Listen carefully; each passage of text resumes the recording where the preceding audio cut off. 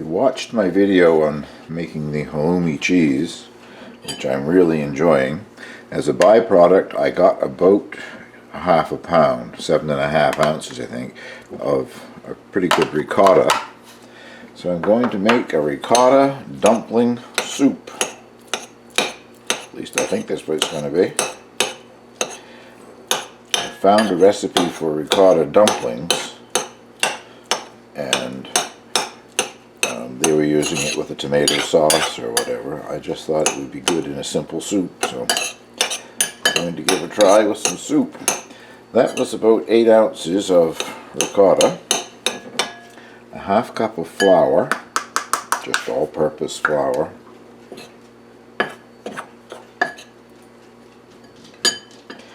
really one egg, one large egg, but these are bantam eggs. My large hens seem to have gone on a winter vacation. I'm just getting some small eggs. So.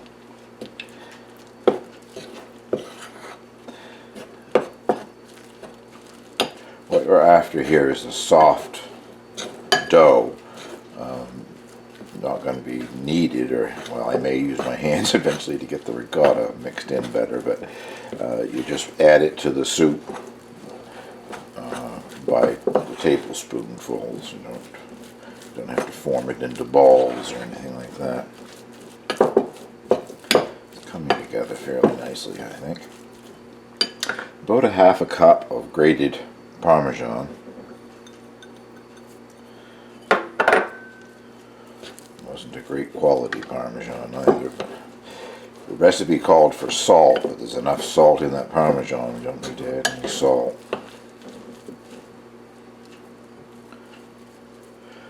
And if we could find it, here it is.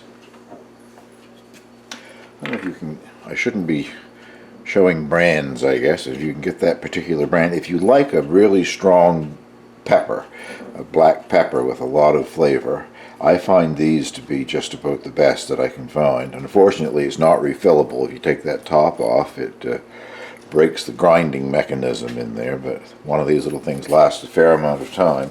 It does a nice grind and really has a lot of flavor. I find a lot of the ground peppers that you can buy to grind, that you get the look of black pepper but not much flavor. This one has quite a bit of flavor.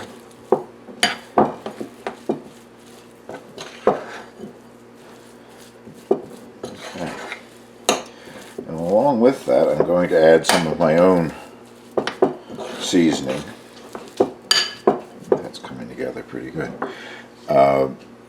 If you watched the halloumi video, I made a spice mixture out of Thai chili, Espelette pepper, and thyme. This is another one, and I have substituted some of my dried Greek oregano from the garden for the thyme. So this has oregano in it.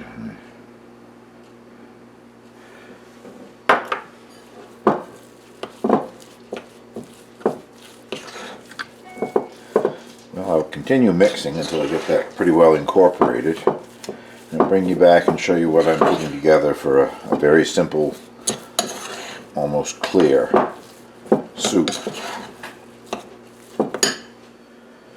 I don't know if I said toward the end of making that dumpling mixture, the seasonings that I added were not in the original, so you could either eliminate them or use whatever herb mixture you might like to use yourself. And in the soup pot here, I have got some olive oil. Just added about a tablespoon of a non-salt butter, just because it happened to be what I had. You could use a salt butter. I'm going to be adding salt to the soup liquid here. I'm using a large stock pot, not because I'm going to make a great volume of soup, but because I want a large surface area so I can get all of the dumplings in there.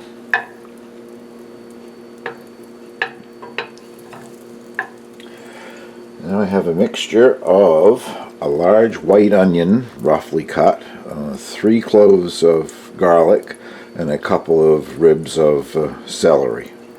And I don't want to get any color on them. I'm not browning them. But I want to start them in the oil and butter so that the onions and the garlic, and I don't know, possibly the celery too, they release more of their flavor at a higher temperature than they do if you just put them in water. So, and we'll start them off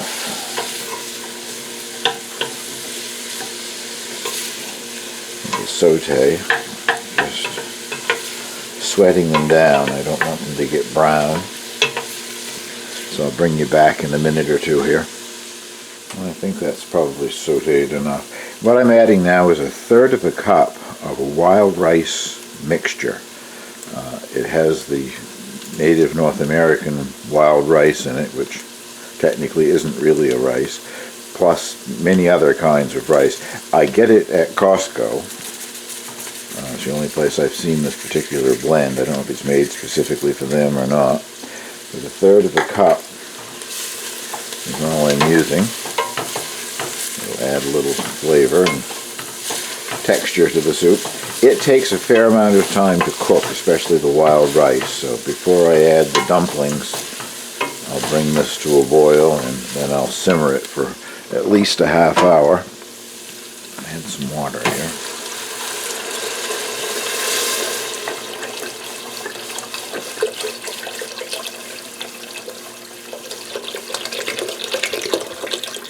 That will probably do. I'll bring you back when it's time to add the dumplings. The soup has simmered for 30 minutes. Now I'm going to start to add dumplings. I won't make you watch me do all of these dumplings. I'm a slow dumpling maker. I sort of do it with 2 spoons and try to shape them before I put them in. A little bit anyway.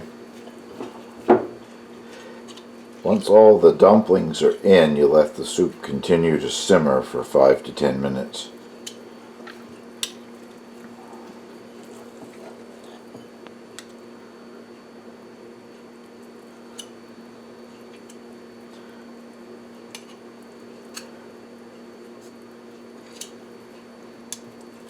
I'm not sure if they're ever going to float or if they just sink to the bottom, but we'll see. I'll bring you back when I finish putting them in. They've been simmering for about 3 minutes, and I guess you can see they have come to the surface. They all sunk initially, and then they started floating. I'm going to let them go another 3 or 4 minutes, and then I'll meet you in the dining room and we'll taste these. Ricotta dumplings ready to try. I think I forgot to mention that I did add some salt to the broth when it was cooking. Didn't add any to the dumplings because of the ricotta, but I added some salt to the soup itself.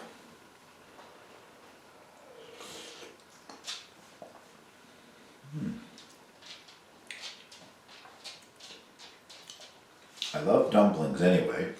I always like them in a stew or soup, but I've never had dumplings with ricotta in them before.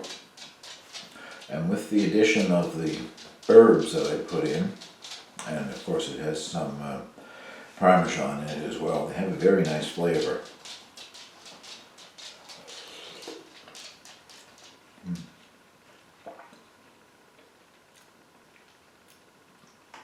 Yeah, I think that was a good way to use up the ricotta. I was wondering what I was going to do with a little bit of ricotta that I made. So, if you think this looks good, I hope you'll give it a try. Thank you very much for watching.